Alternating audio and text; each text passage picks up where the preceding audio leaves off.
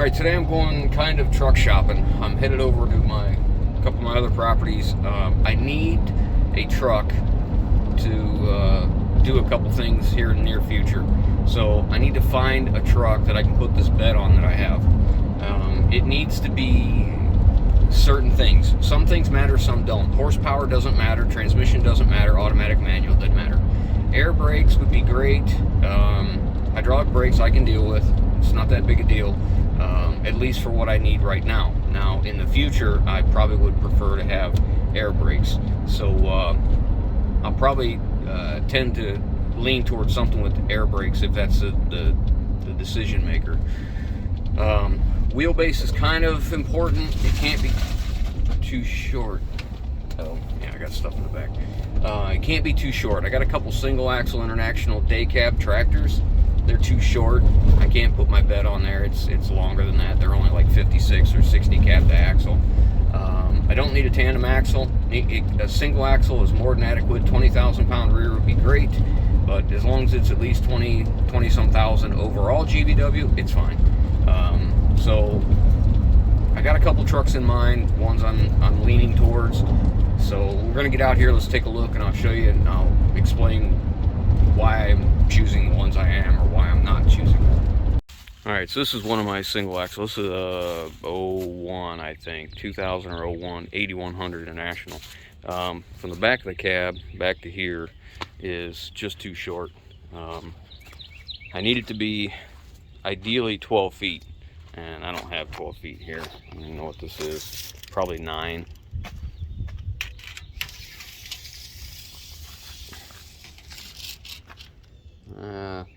It's 10, but with the exhaust, it's about 9 foot, and I don't want to take the fifth wheel off because sometimes I buy van trailers or whatever, and I want this truck set up and ready to go, so that if I buy it, I can just jump in the truck and go and get it.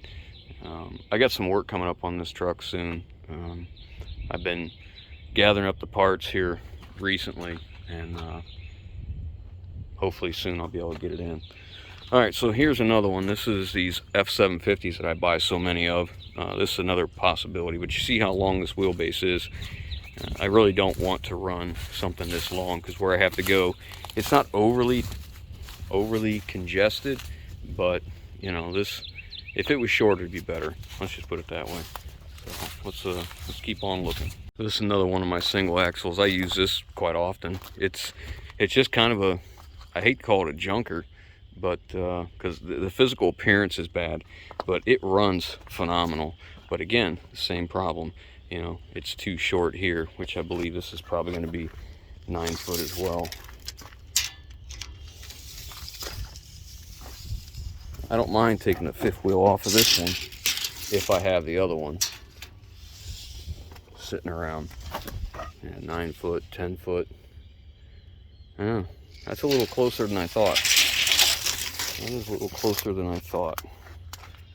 And that one, I'd lose a little bit off the back, but that'd be okay. Huh. I wish that wheelbase was longer. I'd really like to have 11 feet of frame, you know, and maybe like 9 foot to the center of the axle. Is that a screw? Oh man, a screw in my tire. Must not be too deep. It's still up. All right, let's keep looking. This is another one. Now this one could be a possibility because I'm going to move the suspension forward anyways on this thing. The problem is, to use it right now, it's too long. I think this is over 200 to the back of these wheels. This is the longest. That's the longest one I've got. Yeah, we can't do that. I just don't want to take the time to move the axle, and then I'd have to move it again because plans for this truck would require it to be at a different location. So let's keep looking. All right, I bought these two trucks right here as a pair. This one is a nicer truck than the other one. The overall condition is just so much better. This is the way it came, just that clean. The other one is not, but the frame on this one's really nice. It's a double frame. Well, I shouldn't say really nice, but you know, that's pretty typical. our plans for this truck are to move the axle forward, so this will be cut off anyway, so it's not a big deal. They've added to the frame back here, there's an extension, and it's got this steerable lift axle, and we won't be using that, not in our plans. So that's possible, but that's going to require some work. I got to remove the lift axle and then cut the frame right about here. If there's another option, I'd like to look at that next. This one is the same truck, and it's not as clean. It's dirty inside and all that, but you know, that's not a big deal. Got a little rust. Mechanically, it's fantastic, but the double frame's pretty rough. It's got a bunch of rust jacking over here, but the main frame, you can see the thickness of the main frame's still good. And I could cut the frame off right about here in this area, and then do what I need to do right here, and that would suit our needs pretty well. As far as mechanically, it runs and drives well. It's a DT 466. It's a 10-speed manual transmission.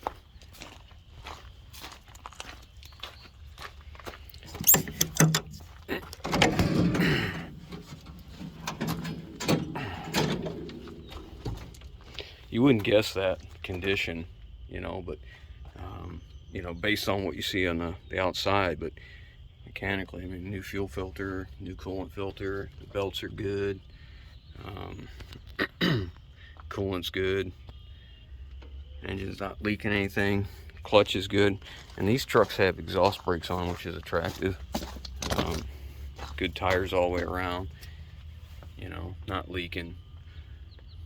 Yeah, I bought these trucks, I drove them in, even the air conditioning works. And this is an air brake truck, of course, but this one's nowhere near as clean as the other one. Yeah, we got exhaust brake here and air brakes. That's pretty much the end of it there, but yeah, I think we can make this work. Let's get us a measurement and see what we got here. Just look at there, it'll be close. So where I need to be, oh, that's 14 feet. That might work. All right, I think this is the culprit, or the whatever. I think this is the one. So now we'll go back and look at the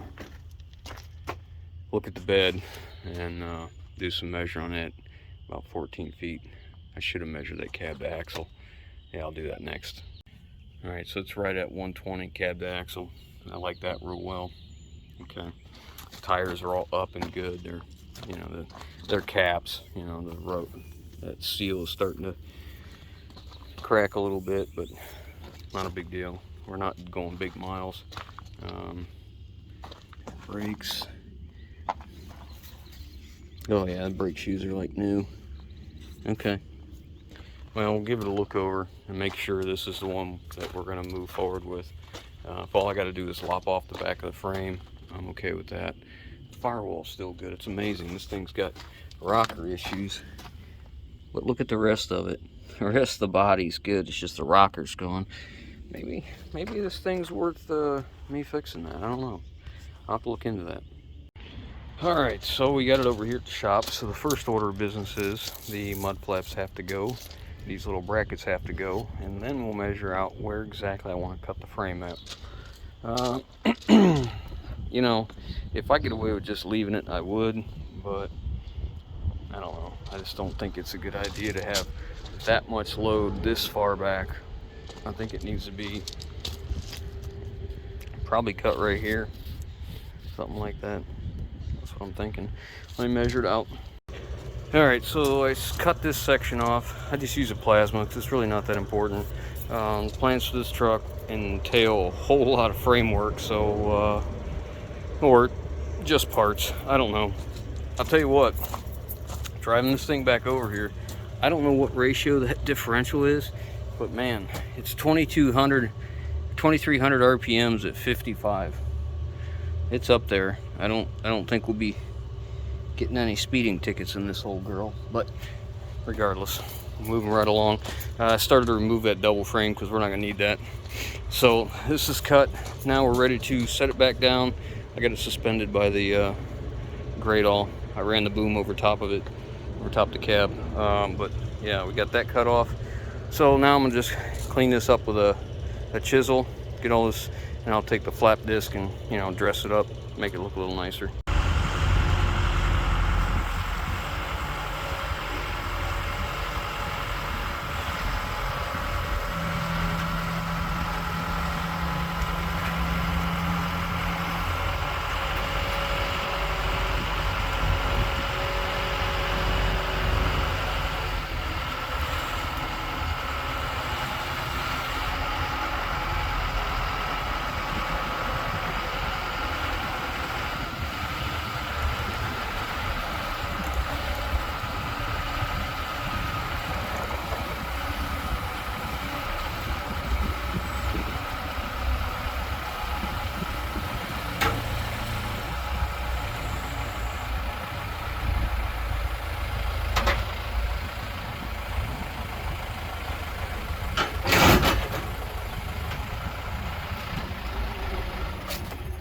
Lined up pretty good. It's not bad. Yeah, First try. How many brackets are in the way? None. Oh, that's awesome. That's awesome. Oh yeah. Oh yeah.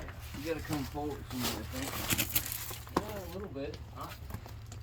Not much. Probably come forward another inch or two. I'm sitting on a bolt right here, which will clear that if we come forward. There's just a little bolt for probably a relay valve for the brakes.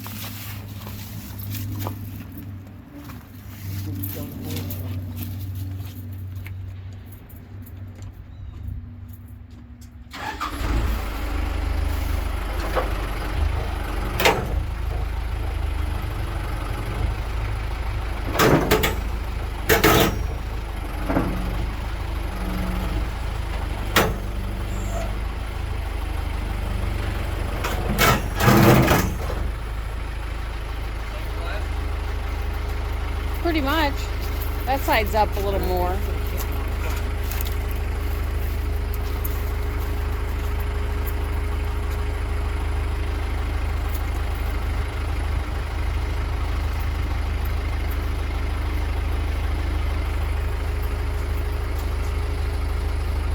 See anything?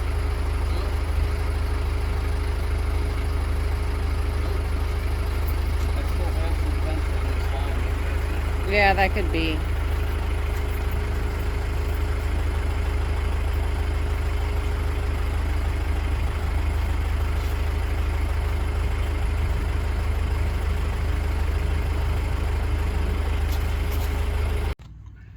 Alright, so there's the brackets I made last time. So I could center punch these and drill them. And you see I'm butted right up against that on both sides here. Butted right up there, so I'm happy about that. None of my brackets are in the way, so should be able to just go ahead and throw my bolts in it. And yeah, we're just kind of up a little bit here, but I can stand on it, it comes down, so we'll probably pull that down, because who knows, this thing could be tweaked, home built, you know, whatever, may not have been set perfect when it was made. Boy, that's close. I got about an inch. Yeah, I guess it's more than it looks like. Yeah, I can. This will move. So I'll clamp that down before we decide. We need to come this way with the front of it just a skosh. See, I'm out on that side. It was originally built for a truck with a double frame. I'll move that over a little bit. Alright, so I'm putting this on this truck temporarily because, again, the truck needs some work, and this isn't what I would run it at. The rear end ratio is way too high for what I want, but I have an 1.5 inch clearance in here. So what I want to do is I want to mimic a load on the boom, so I can see how much the suspension will collapse. And I have it chained down here to the frame so that when I do that, it's actually pulling on the frame here. So we're going to be paying attention to how much it lifts the front axle and how much the clearance changes here. Now my machine, my great all weighs 24,000 something. Oh, what's it say? Yeah, I don't know, 24,000 something. So, because I have foam filled tires too. So you figure the way this thing is made, a large amount of weight in the back, not quite as much in the front, but let's figure it's 8,000 pounds in the front, 8 to 10,000. So that's a 4,000 pound difference to the rear. So if I push down on this and I can put 8,000 pounds on it and I don't touch here or get close to it, then I think it would be okay, because what we're doing is towing from the rear. So we're probably lifting 4,000, maybe 5,000, something like that. Maybe 6 at the most, because a road tractor is going to weigh in between 15 and 17,000 average. So, you know, split that to, you have more weight in the front when there's no trailer on it, so you have the capacity of the rears. So anyways, we're going to push this on and pay attention to that.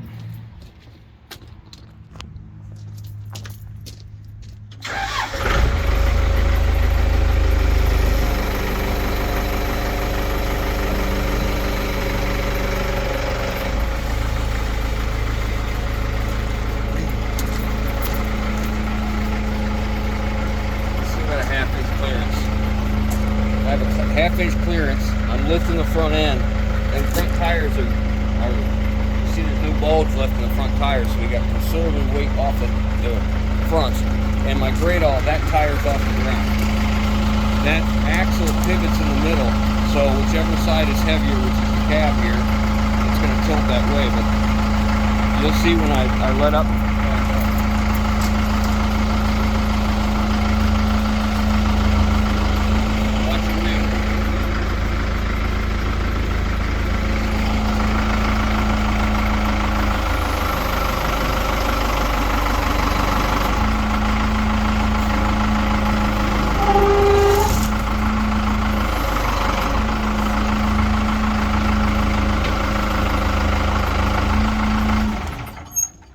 See, we have the whole weight of my machine on top of that boom, and I have plenty of clearance. So I'm going to bolt it just like it is. Measure this again, make sure it didn't change. No, it's the same. So we're going to go ahead and drill it where it is. I'm not gonna put anything between the two. I don't like putting anything between the frames. I prefer them to be just like this. So I'm just going to make sure that that's in the right position, and we're going to take this off. I'm going to mark my holes, take this off, and start drilling. Alright, so back here I got 6 grade 8 5/8 bolts holding it on. I've got 2 more to put in right there, but I got to take tires off. I got 2 grade 8s up here. So next step is we're going to go ahead and get it outside and get the tires off. We found the difference in the clearance here, and it's tread depth. This is like almost brand new, and the other one is not. The other one is quite a bit lower on tread. So there's part of the difference, not 100%. And then we found that the leaf springs on the other side, from the top of the axle to the top of the frame, is closer on that side than it is this side. So the leaf springs on that side must be worn just a little bit more.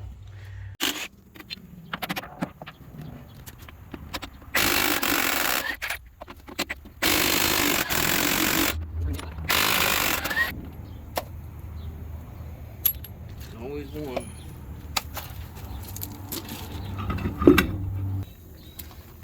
Always one, at least.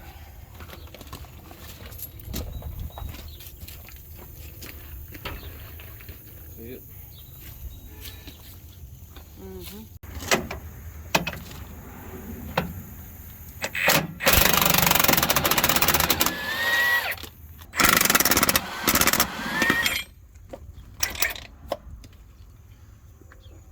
every time. Alright, got this side off, drilled the holes. This thing was, these brackets were made for double frame, so all I did was shim the back sides of these brackets, and the front and the back, and it'll be just fine. Like I said, this isn't permanent on this truck. It's never permanent on a truck. It'll be coming off soon, but now we're gonna get these wheels and tires back on.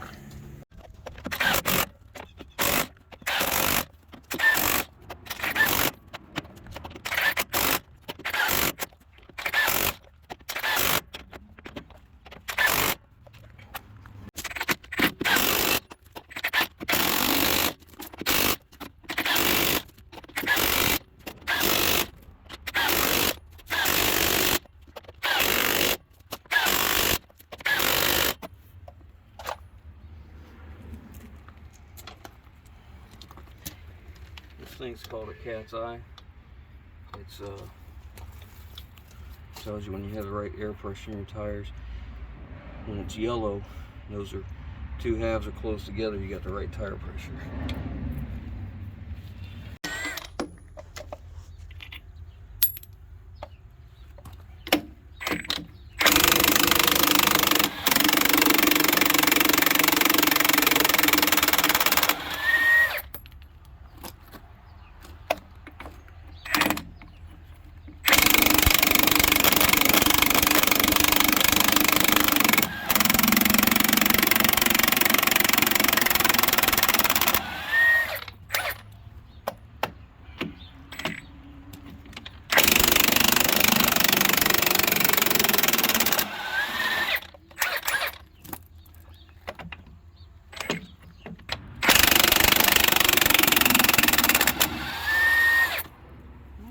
Blasters all took.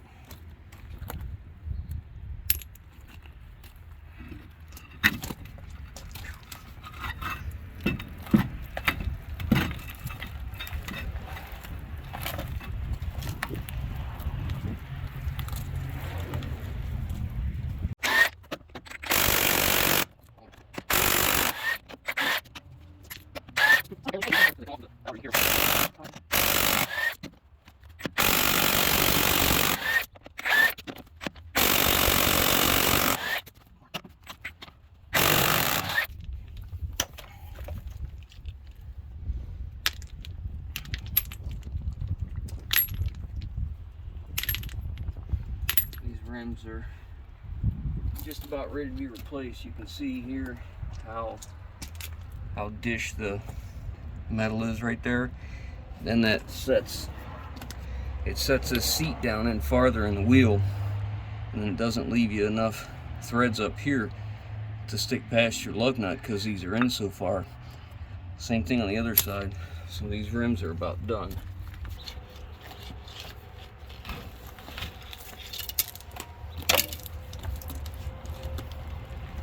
Show you what I mean.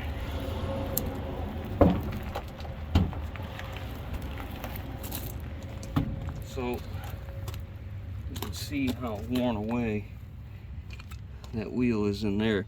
You tighten these ball and seats up and they just keep getting deeper and deeper. You can see how that one is recessed down. So as that goes farther away, this lug nut doesn't have as much to grab onto, because this keeps going farther and farther away. So you can replace the inner lug nuts with longer ones, but that's when they get like this, that's when they crack and break. So these are about done. Alright, so you can see I don't have a whole lot of the mag drill on here, but because that plate's thick enough and it's clean, it's not rusty like the frame, that mag drill fit, it sticks to it just fine. But that's just these two holes drilled, so now we'll get spacers behind here, and then bolt in place.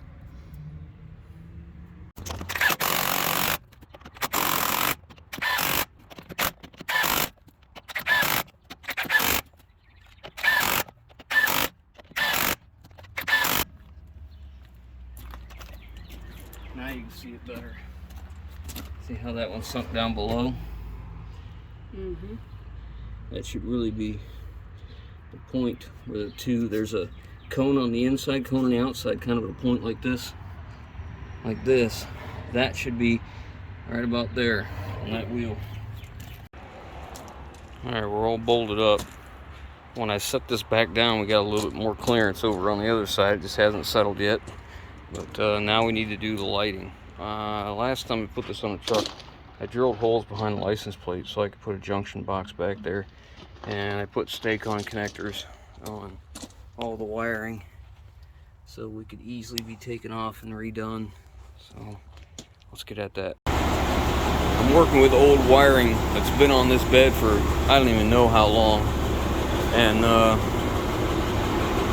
it really needs redone. But if it all works fine, I'm just gonna leave it. I don't want to fool with this right now. I don't have time. All right, turn parking lights on.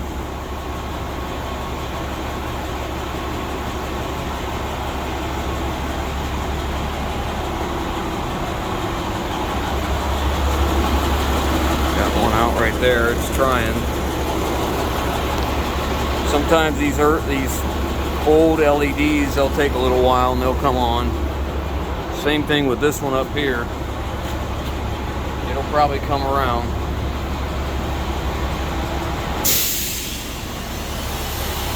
That's how bright it should be.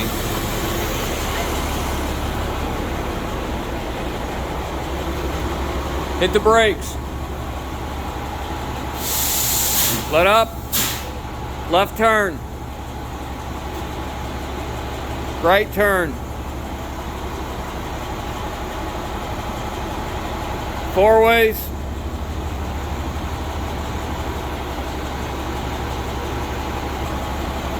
All right, shut it off.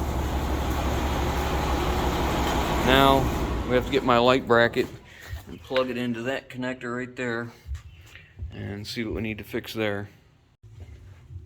There you go, just took it a minute. The one in the center, the back, did not come on. I'll have to see if that comes around or not. So far so good, my strobes work, all the markers work. All right, left turn, right turn, good deal. Turn that off, brakes, yeah, we're good.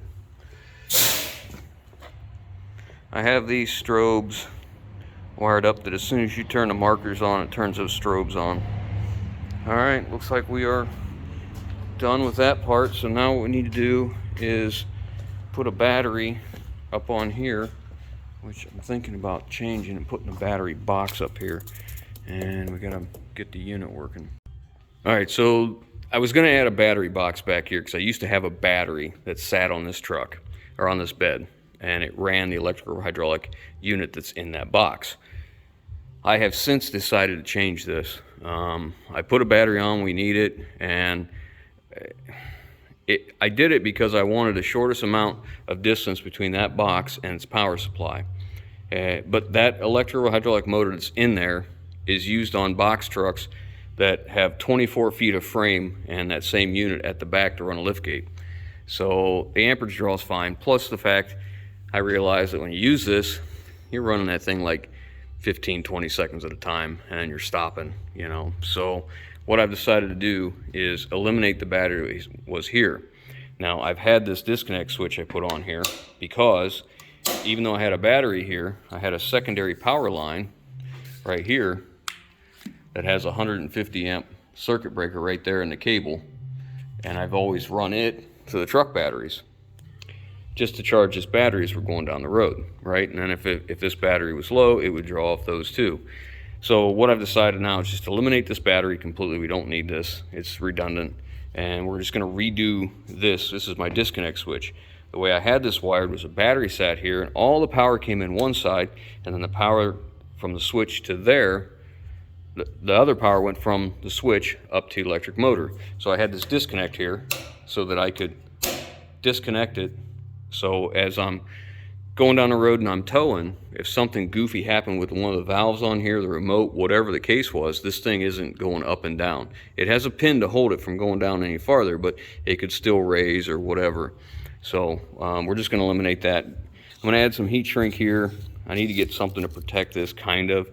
There's not a lot around here. You know, everything's back here and I keep it bungeed up pretty good. So anyways, that's what my plan is right now. Get this changed and then we'll run this up to the battery. We don't need this ground. This was just for the battery that was on here to the body. And then this ground here actually goes up to the electro-hydraulic motor, because for some reason I would have troubles with grounds getting through that aluminum to the steel. It just didn't work well, so I just added a secondary ground. So up here we'll just find a spot on the frame that's convenient, clean it up real good, and run a bolt through it with a serrated washer between the eyelet and the frame to get a good ground. And then we'll take this off, we don't need it. And that's about it, so let me get at it. All right, I got it all cleaned up and grounded. I ran out of serrated washers that size. This is a serrated washer. That'll focus.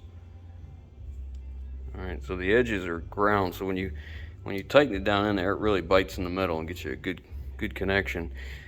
I usually have these from, oh man, like a 5/32 I think it is stud, all the way up to a 1/2-inch stud. Pretty good size ones for grounds and stuff, but I've been looking on Amazon and a couple of the suppliers. For whatever reason, everywhere I've been buying them is out, so I'll have to get some more. Also, you may notice that, you know, the double frame's cut off here. This truck was double framed and it was rust jacked between the two, and I took it off because I wanted to see the condition underneath it to see if the truck was, you know, still framed good enough to do what we got to do, and it was, of course. But we'll remove the rest of this double frame, and the plans for this truck are going to include changing frames, so not really a big deal. You can see it's really nice up in this area. Still, we could get back into here with no rust jacking on both sides, so we got plenty of room to do what we got to do. All right, I just got some tie wire in here, holding it together, got it all tied in, and now we're ready to test the unit.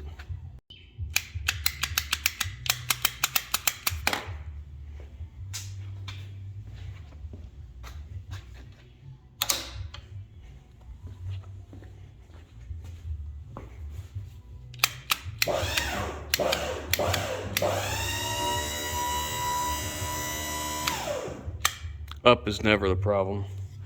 Down is always a problem. Those cylinders get, the packings get dry, I guess, the wiper seals, and I usually have to stand back here to get it to come down. All right, before I go any farther, I want to do a little tune-up on my chains. I put some new hooks on some chains.